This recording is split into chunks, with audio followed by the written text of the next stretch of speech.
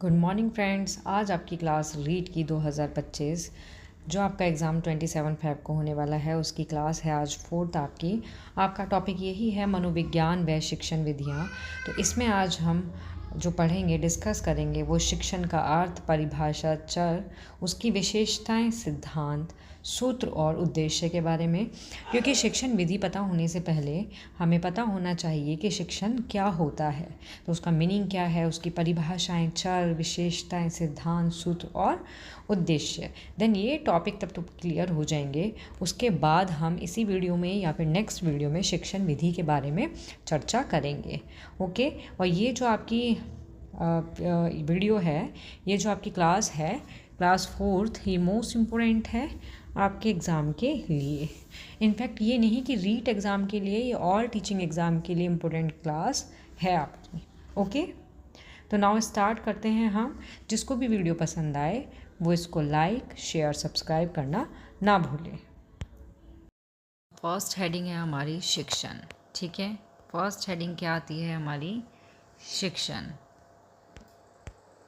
शिक्षण, सबसे पहले तो हमें इसका अर्थ का पता होना चाहिए कि जो शिक्षण होता है उसका अर्थ क्या होता है। ठीक, तो इसका अर्थ है सीखना या सीख देना।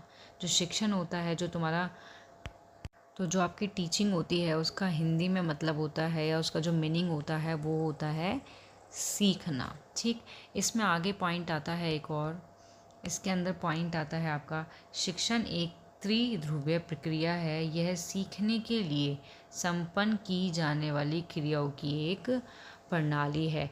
कि जो शिक्षण है वो कैसी प्रक्रिया है? वो एक त्रिध्रुवीय प्रक्रिया है। यह सीखने के लिए संपन्न की जाने वाली क्रियाओं की एक क्या होती है?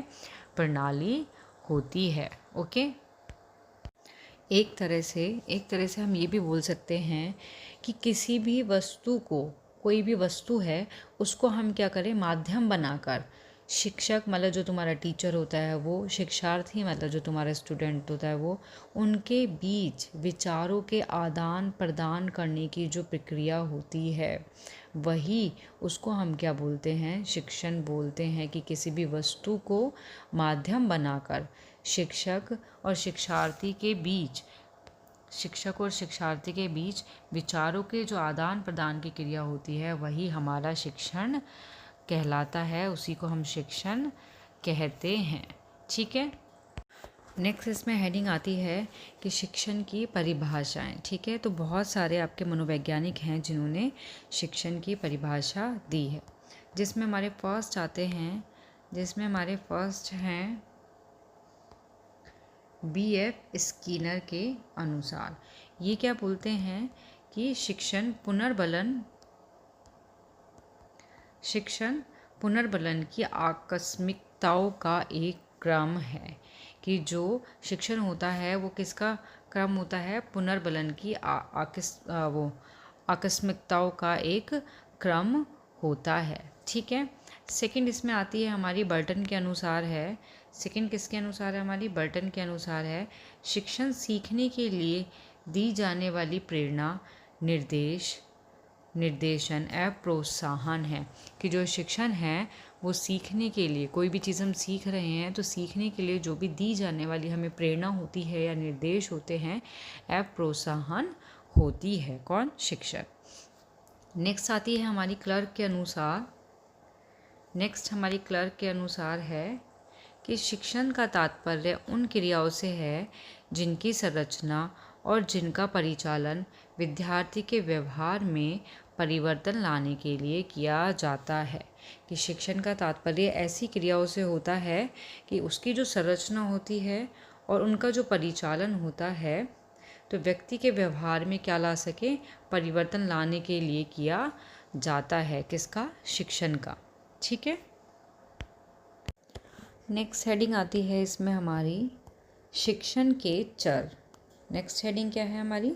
शिक्षण के चर। तो शिक्षण के चर हमारे कौन कौन से होते हैं?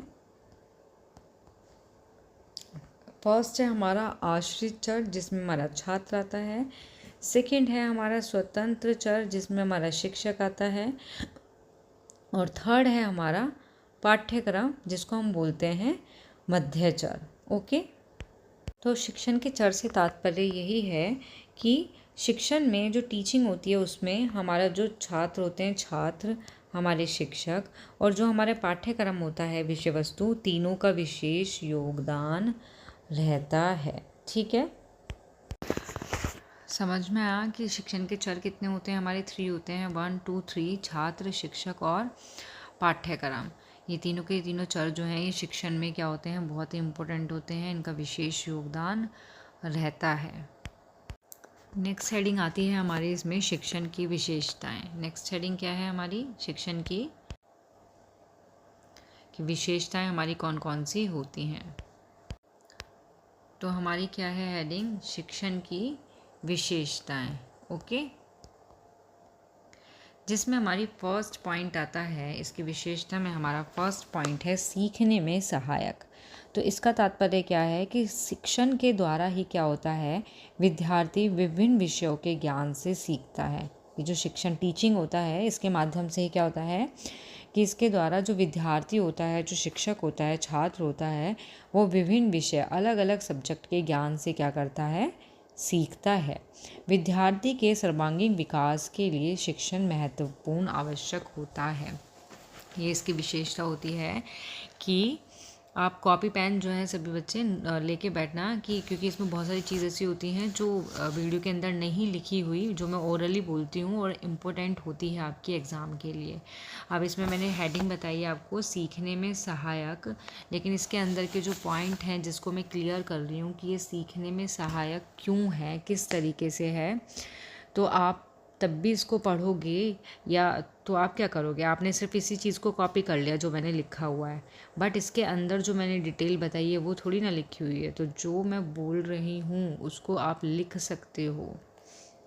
तो आपका यही है कि विद्यार्थी के सर्वांगीण विकास के लिए शिक्षण महत्वपूर्ण आवश्यक होता है। ठीक है, शिक्षण ही वह माध्यम होता है जिसके ज़रिए शिक्षार्थी को विभिन्न विषय की जानकारी प्रदान की जाती है। तो एक तरह से सीखने में सहायक कैसे है ये, कि विभिन्न विषय की जानकारी या विभिन्न विषय का जो ज्ञान है हम सीख सकते हैं शिक्षण के माध्यम से। ओके, सेकंड पॉइंट आता है अब हमारा, इसमें हमारा सेकंड पॉइंट है सूचना संप्रेषण।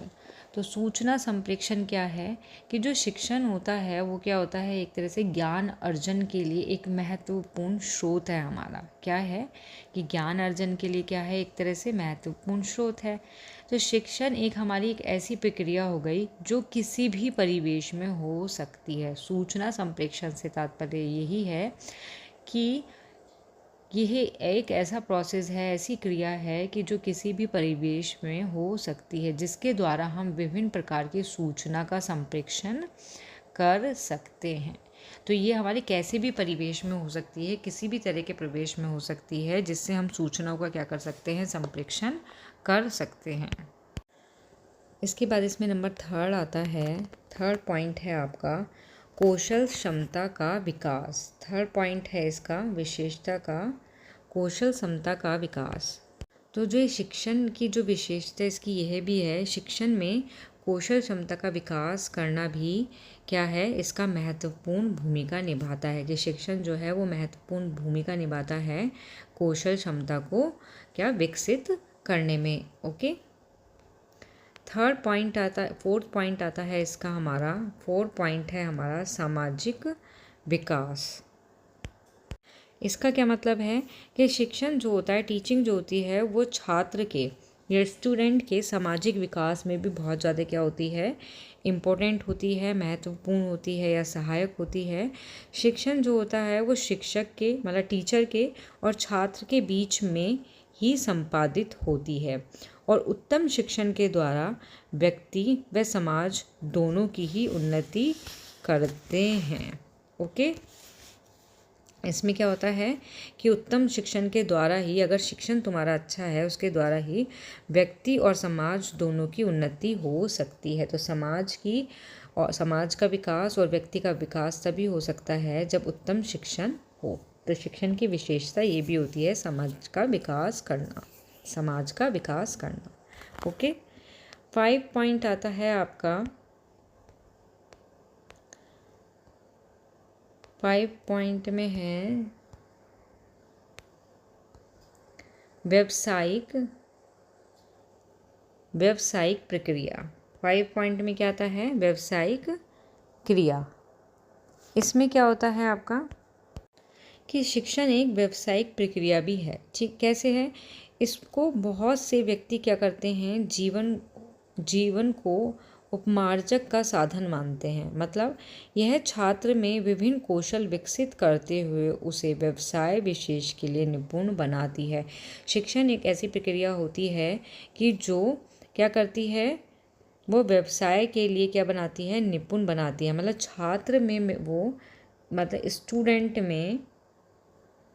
स्टूडेंट में वो विभिन्न कौशल विकसित करती है जिससे वो व्यवसाय के लिए क्या बन जाए, विशेष रूप से निपुण हो जाए। ओके, नेक्स्ट पॉइंट है इसमें अनुकूलन में सहायक। तो नेक्स्ट आपका है कि जो शिक्षण होती है वो अनुकूलन करने में भी सहायता होती है या फिर सहायक होती है। शिक्षण जो है वो विद्यार्थी को वातावरण के क्या बनाता है, अनुकूल बना देता है। अनुकूल में सहायता से यही है कि जो टीचिंग है वो विद्यार्थी को किसके अनुकूल बनाता है, वातावरण के अनुकूल बना देता है। और यह छात्र को संवेगात्मक स्थायित्व देने के साथ साथ उसे वातावरण से सामंजस्य स्थापित करने के योग्य बनाती है। तो एक तरह से यही है कि अनुकूलन में सहायक से तात्पर्य यही है कि शिक्षण जो है, टीचिंग है, विद्यार्थी को वातावरण के क्या बना देती है, अनुकूल बना देती है। ओके, नेक्स्ट पॉइंट आता है इसमें हमारा, नेक्स्ट पॉइंट है उद्देश्य व लक्ष्यों की प्राप्ति। क्या है? उद्देश्य व लक्ष्यों की प्राप्ति। तो इसमें क्या है कि उचित शिक्षण के द्वारा ही हम उद्देश्य और लक्ष्य की प्राप्ति की जा सकती है। शिक्षण एक उद्देश्यपूर्ण प्रक्रिया है कि जो शिक्षण है, जो आपका शिक्षण जो है वो आपकी क्या है, एक उद्देश्यपूर्ण क्या है, प्रक्रिया है। अगर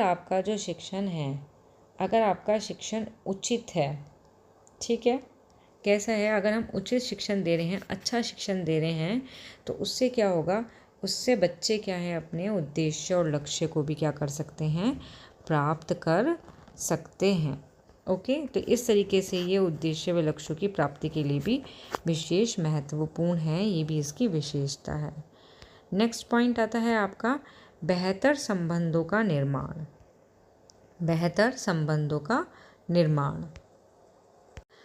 तो इसका क्या मतलब है? इसका है कि जो शिक्षण का तात्पर्य होता है वो किस चीज़ से होता है। बताया था मैंने पहले कि उसमें जो चर होते हैं कौन कौन से होते हैं, टीचर होते हैं, स्टूडेंट होते हैं, और क्या होता है, पाठ्यक्रम होता है। ठीक है, शिक्षण का तात्पर्य किस चीज़ से होता है, टीचर से होता है, स्टूडेंट से होता है और पाठ्यक्रम से होता है, के माध्यम से एक अच्छा संबंध क्या है, स्थापित करना होता है। शिक्षण का ही तात्पर्य होता है कि इन तीनों के मध्य क्या करो, एक अच्छा संबंध को बना दो या स्थापित कर दो। तो शिक्षण शिक्षार्थी और जो शिक्षक है तथा जो विषय है, इसमें संबंध स्थापित करता है। तो बेहतर संबंध का निर्माण जो है वो किसके माध्यम से होता है, शिक्षण के। कि अगर टीचिंग है तो क्या है, हम इन तीनों के बीच में संबंध को स्थापित कर सकते हैं। और जो आपका शिक्षण होता है वो तुम्हारे टीचर के, स्टूडेंट के, इन दोनों के मध्य क्या करता है, सामाजिक संबंधों का भी निर्माण करता है। और जो ज्ञान होता है उसको आदान प्रदान भी करता है। ठीक है, और जॉन डीवी ने भी बताया है, ये इम्पोर्टेंट है, इसको नोट करके लिखना आप। जॉन डीवी ने बोला है, आप इसको नोट करके लिखना, जॉन डीवी, ये इम्पोर्टेंट है, आया भी हुआ है बहुत बार क्वेश्चन आपका। ऑल टीचिंग एग्ज़ाम मीन्स कोई से भी टीचिंग का एग्ज़ाम ले लो तो उनमें ये वाला क्वेश्चन आ ही जाता है कि जॉन डीवी और रायबर्न ने शिक्षक को एक त्रिमुखी प्रक्रिया बताया है। तो त्रिमुखी प्रक्रिया बताया है, इसका मतलब यही है कि आपका टीचर हो गया, स्टूडेंट हो, आपका टीचर हो गया, सॉरी जॉन डेवी। तो इन्होंने कहा है कि जो शिक्षण एक त्रिमुखी प्रक्रिया है, ठीक है, जिसके अंदर कौन होता है, वही कि टीचर है, स्टूडेंट है और आपका पाठ्यक्रम है, मतलब आपका विषय है या फिर सब्जेक्ट है। तो इसलिए इसको त्रिमुखी प्रक्रिया कहा है। किसने कहा है, जॉन डेवी ने। और ये आपके लिए इम्पोर्टेंट है, क्वेश्चन आ जाता है कि शिक्षण को त्रिमुखी प्रक्रिया किसने कहा है। तो ऑप्शन में दे देंगे जॉन डेवी है, प्लूटो, या और भी हैं इतने सारे मनोवैज्ञानिक, तो किसी का भी नाम लिख देंगे तो करेक्ट आंसर होगा इसका जॉन डेवी। ओके, इसमें दो और इम्पोर्टेंट हैं। ये जो त्रिमुखी प्रक्रिया के बारे में बताया हमने कि त्रिमुखी प्रक्रिया है, ठीक है। नेक्स्ट लिखोगे आप, वो भी आपका मोस्ट इम्पोर्टेंट है इसमें, कि जॉन एडम्स इन्होंने क्या कहा है कि जो शिक्षण है एक द्विमुखी प्रक्रिया है।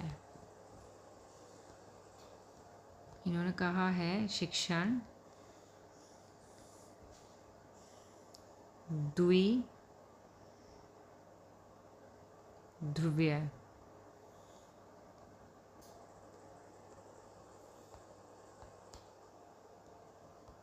द्विध्रुवीय प्रक्रिया है। ये किसने कहा है, ये कहा है जॉन एडम्स ने, ठीक है। जिसके अंदर कौन आता है, इसके अंदर आता है आपका टीचर और आपका स्टूडेंट, ठीक है। एक और आते हैं आपके, नहीं ये दो ही हैं, जॉन एडम्स और जॉन डेवी। तो जॉन एडम्स ने कहा है कि द्विमुखी प्रक्रिया है जिसमें आपके टीचर और स्टूडेंट आते हैं, और आपका जॉन डेवी ने कहा है कि जो शिक्षण है वो त्रिमुखी प्रक्रिया है जिसमें टीचर, स्टूडेंट और तुम्हारा विषय, ये तीनों चीज़ आती हैं। और ये इम्पोर्टेंट है, नोट करके लिख लेना, एग्ज़ाम में आपका आता ही है। ओके, आगे आपका आता है, आगे हमारा पॉइंट है,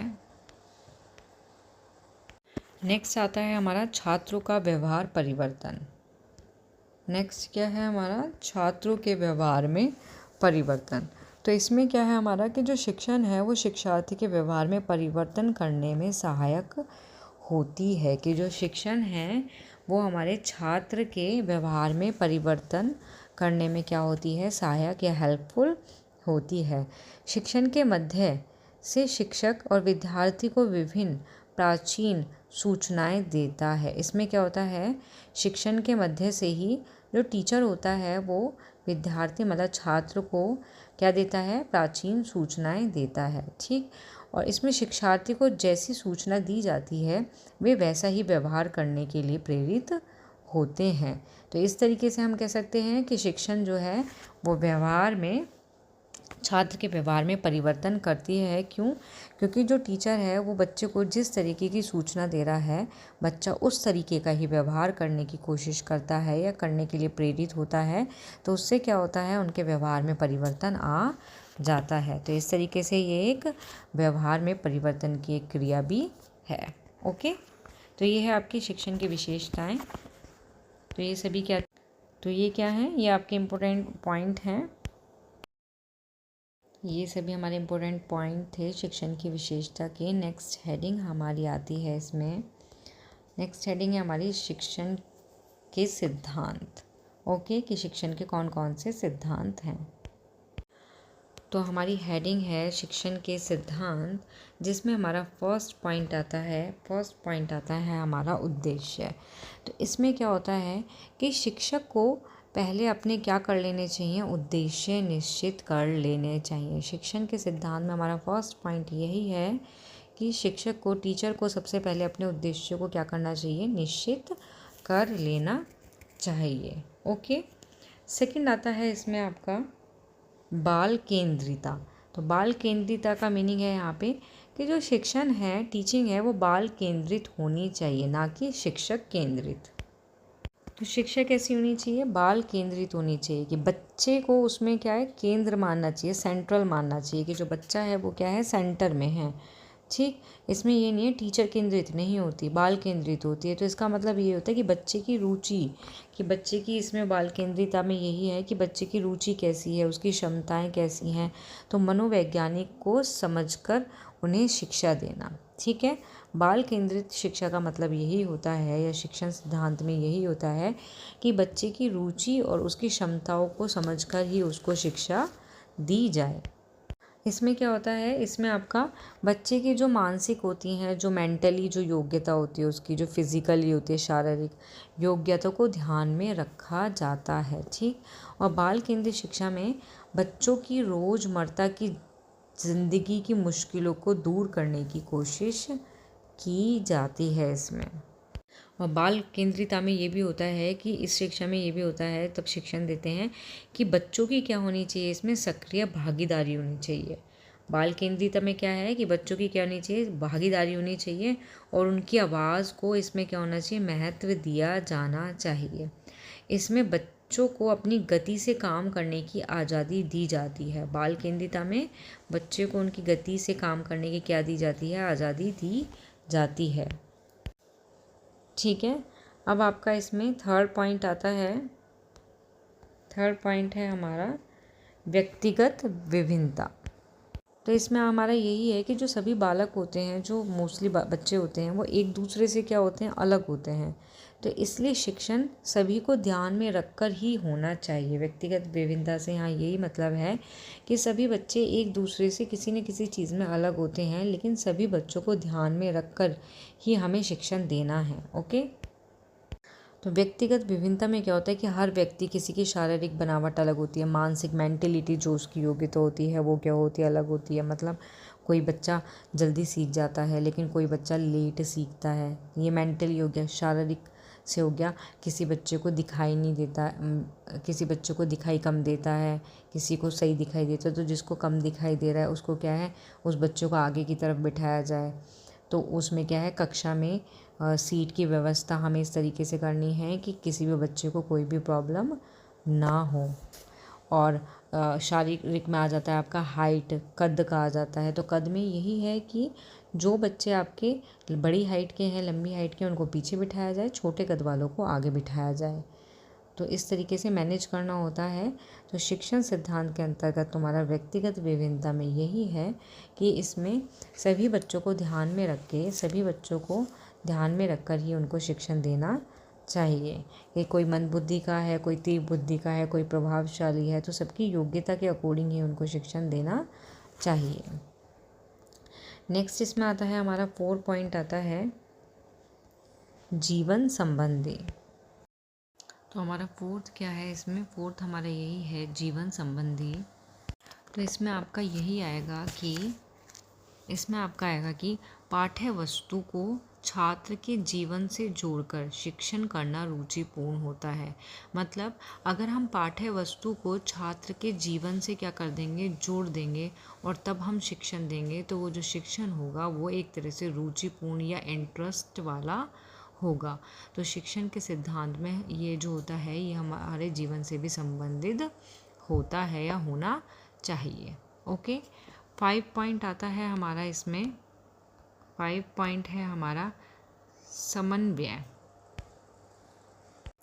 तो इसमें क्या होता है, समन्वय का मतलब क्या होता है कि एक विषय पढ़ाते समय, कि अगर हम, जो टीचर है, अगर वो एक सब्जेक्ट पढ़ा रहा है, एक विषय पढ़ा रहा है, तो पढ़ाते समय उसका संबंध वो अन्य विषयों से भी जोड़कर पढ़ाना चाहिए। मतलब कि बच्चे को अगर हम पढ़ा रहे हैं एक विषय के बारे में, तो उसका हमें संबंध, उसका रिलेशन अन्य विषय से जोड़कर हमें पढ़ाना उसको चाहिए। तो ये होता है हमारा समन्वय। नेक्स्ट पॉइंट है आपका 6 आता है आपका क्रियाशीलता। 6 पॉइंट क्या है आपका, 6 है आपका क्रियाशीलता। इसमें क्या है आपका कि जो बच्चे होते हैं उनको क्रियाशील रखकर ही क्या देना चाहिए, शिक्षण कराना चाहिए। कि बच्चा क्या होना चाहिए, क्रियाशील होना चाहिए, तब हम उनको शिक्षण दें और इसके लिए पाठ के विकास में उनका सहयोग लिया जाए। कि जो पाठ का विकास हमारा तभी हो सकता है तब उनका सहयोग होगा, और सहयोग कब होगा? तब बच्चा क्रियाशील रहेगा। तो हमें शिक्षण इस तरीके से देना चाहिए कि बालकों को क्रियाशील रख सके, तब हमें शिक्षण करना चाहिए। ओके, 7 पॉइंट आता है हमारा। 7 पॉइंट है हमारा इसमें पुनर्बलन। 7 पॉइंट में आता है क्रियाशील। तो आपको समझ में आ गया ना? क्रियाशील में क्या होता है कि एक विषय पढ़ाते समय क्रियाशील में क्या होता है कि बालक को क्रियाशील रखकर ही शिक्षण करना चाहिए। इसके लिए पाठ के विकास में उनका सहयोग लिया जाए। ओके, नेक्स्ट आता है हमारा 7 आता है हमारा पुनर्बलन। 7 है हमारा पुनर्बलन। तो हमें क्या होता है, हमें शिक्षण में क्या है, छात्र को पुनर्बलन भी देना आवश्यक होता है। क्यों? अगर हम बच्चे को पुनर्बलन देते हैं तो बच्चा उससे बहुत ज़्यादा क्रियाशील होता है और हमें पॉजिटिव रिजल्ट हमें मिलता है। कैसे? किसी भी बच्चे के कार्य को अगर हम सकारात्मक प्रतिक्रिया मिलती हैं, कोई भी बच्चा कोई काम कर रहा है, ठीक है, अगर हमने उसको पॉजिटिव प्रतिक्रिया दी तो वह ज़्यादा ऊर्जा से काम करता है। मीन्स अगर हमने किसी बच्चे को, कोई छोटा बच्चा है या बड़ा कोई भी है, अगर वो हमने उसको होमवर्क दिया, वो कंप्लीट करके लाया, हमने उसको बोला शाबाश, बहुत बढ़िया, बहुत अच्छा काम किया आपने, तो बच्चा क्या होता है, उससे सकारात्मक प्रतिक्रिया व्यक्त करता है। मतलब वो पॉजिटिव बिहेव करता है, लाइक मतलब कि वो खुश हो जाता है कि हाँ भाई मेरे को भाई इतना टीचर ने अच्छा कहा कि भाई बहुत अच्छा काम किया है, शाबाश, ये वो। तो वो दोबारा क्या करता है, अपना काम टाइम पर करेगा, जो टीचर बोलेगा उसको कंप्लीट रखेगा वर्क को। तो इसलिए सकारात्मक जो प्रतिक्रिया होती हैं वो मिलती रहती हैं पुनर्बलन के माध्यम से। तो पुनर्बलन भी बहुत इम्पोर्टेंट होता है। नेक्स्ट आती है आपकी 8 आती है, 8 नंबर की है आपकी विधियों में परिवर्तन। तो विधियों में परिवर्तन से यहाँ मतलब आपका यही है कि बच्चे को जो हम पढ़ाएं तो वो अलग अलग विधियों से हमें पढ़ाना चाहिए। कि बच्चों की जो शिक्षण की विधियाँ हैं, मीन्स शिक्षण की जो विधियाँ हैं उनमें परिवर्तन करके ही पढ़ाया जाना चाहिए, ताकि बच्चे क्या हैं, उबे ना या फिर बोर ना हो। अगर कोई भी टॉपिक है, अगर हम उसको एक ही विधि से पढ़ा रहे हैं, कुछ भी चीज़ अगर हम एक ही विधि का यूज़ कर रहे हैं तो बच्चा क्या होता है, बोर हो जाता है, वो रुचि नहीं दिखाता है। इसलिए बच्चे में रुचि उत्पन्न करने के लिए या फिर बच्चे की बोरियत, कि बच्चा बोरिंग ना हो, तो हमें विधियों को परिवर्तित करते रहना चाहिए। तो नेक्स्ट आता है हमारा 9। नेक्स्ट आता है हमारा अभिप्रेरणा रुचि। अभिप्रेरणा रुचि से मतलब यही है कि छात्र को पढ़ाने के लिए, अगर हमें किसी छात्र को या कक्षा में हमें छात्रों को अगर पढ़ाना है तो उनको पढ़ाने के लिए रेडी करना, उनको तैयार करने के लिए, उसके लिए बालक में क्या करना है, हमें सबसे पहले रुचि जागृत करनी है, ठीक है, और उसको अभिप्रेरित करना है। अगर हम उसको अभिप्रेरित करेंगे और उसमें रुचि को जागृत करेंगे तो वो पढ़ने में इंटरेस्ट दिखाएगा, ठीक है। तो सबसे पहले यही है कि बच्चे को पढ़ने के लिए तैयार किया जाए, जिसके लिए हमें क्या है, बालक में रुचि जागृत करना है, रुचि उत्पन्न करना है और उसको अभिप्रेरित करना है। ओके, 10 पॉइंट आता है हमारा, 10 पॉइंट में आता है हमारा अभ्यास। इसमें क्या है कि सफल शिक्षण, जो हमारा सफल शिक्षण है वो वही होता है, या सफल शिक्षण के लिए ज़रूरी होता है कि जो भी पढ़ाया जा चुका है उसको बार बार अभ्यास कराना।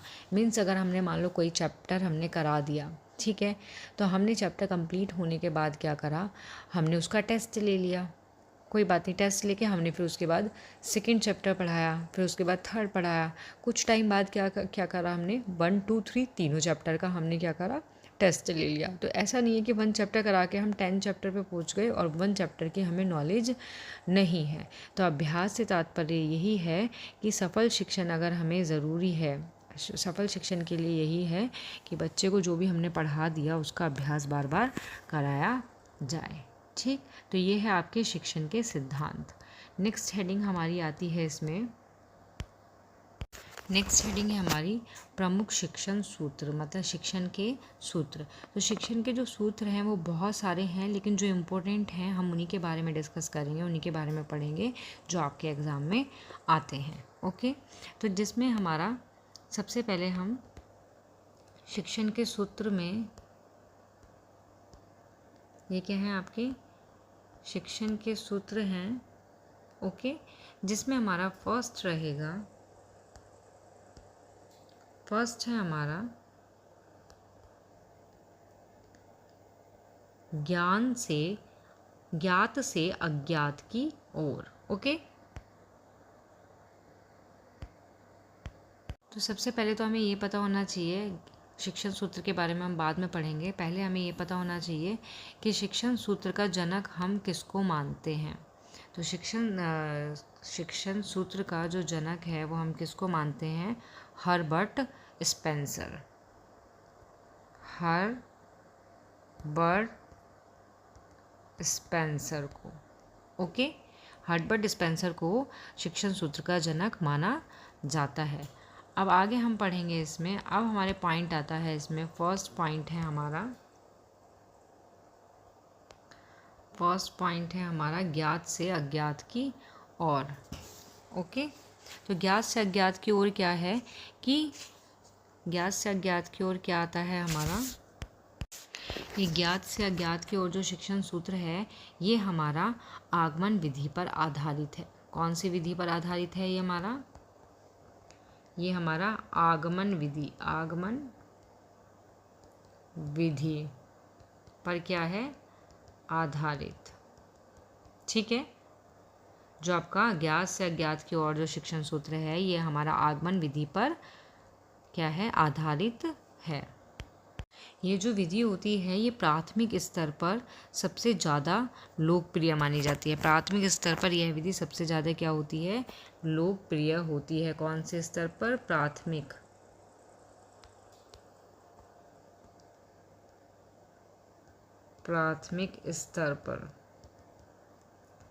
स्तर पर क्या होती है, ये विधि सबसे ज़्यादा लोकप्रिय होती है। और इसमें क्या होता है, ये पाठ की शुरुआत ऐसी बातों से करें जिनके बारे में वो जानते हों, उसके बाद उनको अज्ञात बातें के बारे में बताया जाना चाहिए। कि जो टीचर है तब शिक्षण देता है या कोई भी चीज़ पढ़ाता है बच्चे को, कोई भी पाठ की अगर उसको स्टार्टिंग करनी होती है तो उसको हमेशा ऐसी बातों से करनी चाहिए जिसके बारे में उनको पता हो, थोड़ी बहुत उनको जानकारी हो, उसके बाद ही उनको अज्ञात बातों के बारे में बताया जाना चाहिए। तो ये होता है ज्ञात से अज्ञात की ओर। ओके, सेकंड आता है आपका, सेकंड है आपका इसमें सरल से कठिन की ओर। इसमें क्या होता है, ये जो शिक्षण सूत्र की प्रक्रिया एक ऐसी प्रक्रिया है जो सीखने की प्रक्रिया को क्या बनाती है, बेहतर बनाती है। और सरल चीज़ों को इसमें क्या होता है, पहले सिखाना होता है और फिर धीरे धीरे जटिल क्रिया या चीज़ों को सिखाने का सुझाव इसमें दिया जाता है। कि छात्र को क्या है, सबसे पहले आसान बातें सिखाई जाएं, कि छात्र को सबसे पहले सरल चीज़ें सिखाई जाएं, उसके बाद ही उसको कठिन बातें बताई जानी चाहिए।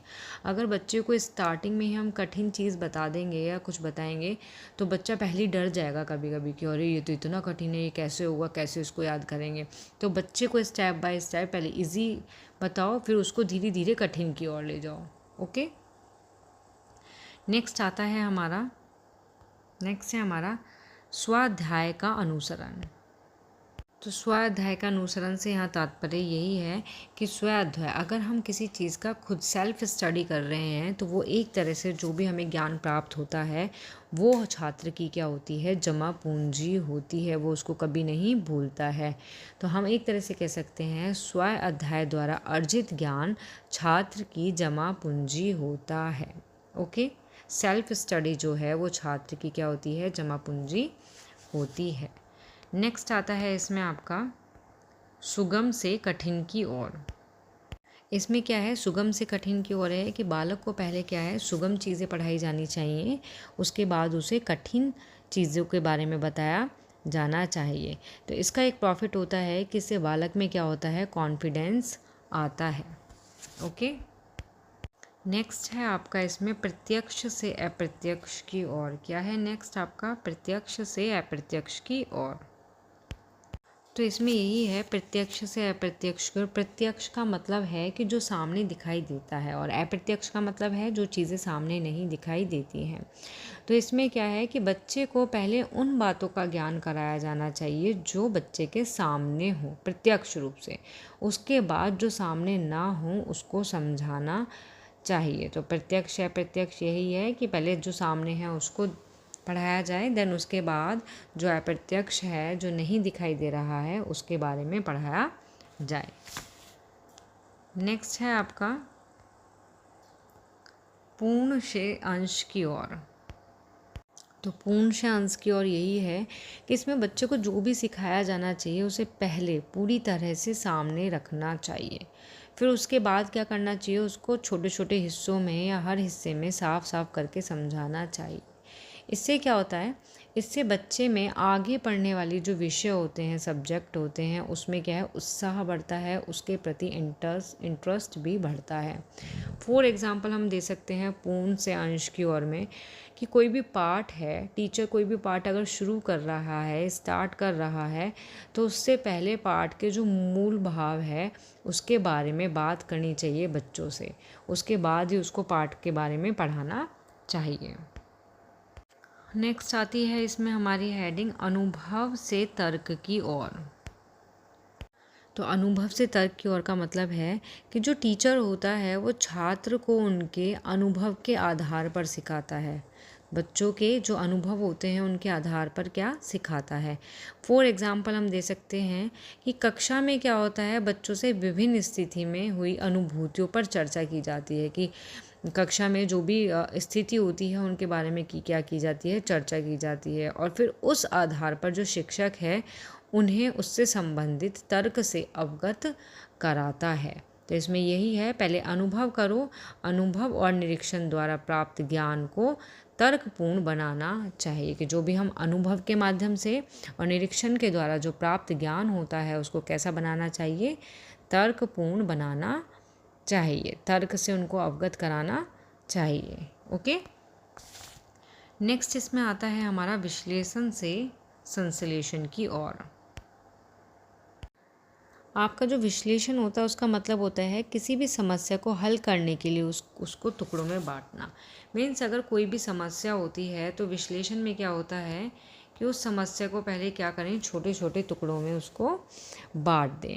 और फिर संश्लेषण में क्या होता है, ये इसका अपोजिट होता है कि अलग अलग भागों को फिर क्या करें, संयोजित कर लें। तो इसमें यही है कि किसी भी विषय की व्यापक जानकारी लेना और फिर उसका निष्कर्ष निकालना, ये किसके अंतर्गत आता है, विश्लेषण से संश्लेषण की ओर आता है। ओके, तो ये क्या थे, ये थे हमारे शिक्षण सूत्र। ये सभी, ये इनमें से हमारा क्वेश्चन जो है एग्ज़ाम में आ जाता है, आता ही है। नेक्स्ट पॉइंट आएगा हमारा, नेक्स्ट और हमारा लास्ट पॉइंट है हमारा शिक्षण का, कि शिक्षण के उद्देश्य, कि शिक्षण के उद्देश्य हमारे क्या होते हैं। तो शिक्षण के क्या होते हैं, बहुत सारे उद्देश्य होते हैं। जैसे फर्स्ट पॉइंट है इसमें, फर्स्ट पॉइंट आता है विषय संबंधी जानकारी देना। तो शिक्षण का उद्देश्य ये भी होता है कि छात्र को विषय से जुड़ी संपूर्ण जानकारी देना या फिर जुड़ी हुई ज़रूरी जानकारी देना, ये शिक्षण का क्या है, उद्देश्य है। ओके, सेकंड आता है हमारा समस्याओं से अवगत कराना। तो इसमें आपका यही है कि जो छात्र होते हैं, छात्र को देश की जो भी सामाजिक, राजनीतिक और आर्थिक जो समस्याएं होती हैं उनसे छात्र को अवगत कराना चाहिए, ये भी इसका एक उद्देश्य है। थर्ड पॉइंट आता है वैज्ञानिक दृष्टिकोण परिपक्व। तो इसका मतलब है इसमें कि छात्र के वैज्ञानिक दृष्टिकोण को परिपक्व बनाना भी इसका एक उद्देश्य होता है। फोर्थ आता है इसका चिंतन शक्ति का विकास। तो छात्र की जो चिंतन शक्ति का विकास भी करना होता है शिक्षण का उद्देश्य, कि छात्र की चिंतन शक्ति को विकसित करना।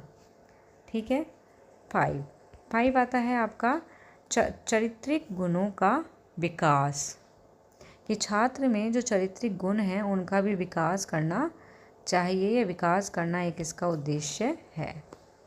उसके बाद आता है व्यवहारिक कुशलता गुण विकास, मतलब कि छात्र में अनुशासन का, सहनशीलता का या त्याग, किसी चीज़ को त्यागना, या सामाजिक भावना की समझदारी का, नागरिक व्यवहारिक कुशलता जैसे गुण भी विकसित करने चाहिए। ओके, नेक्स्ट आता है उसके बाद 6 7, नेक्स्ट आता है आपका 8 नागरिक गुणों का विकास। क्या आता है नेक्स्ट, कि छात्र में नागरिक गुणों का विकास करना भी एक इसका उद्देश्य है।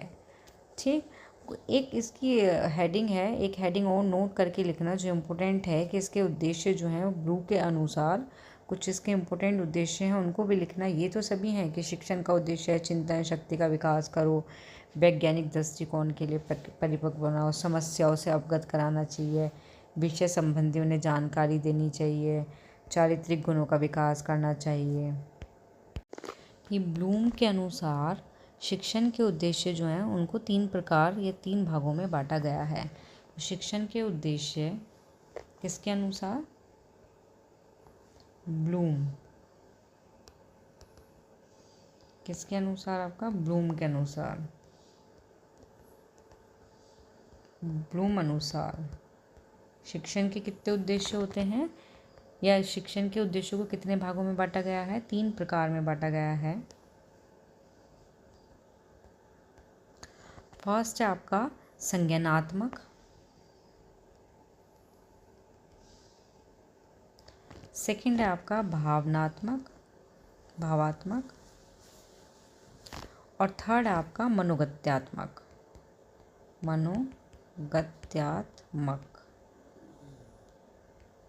ठीक है,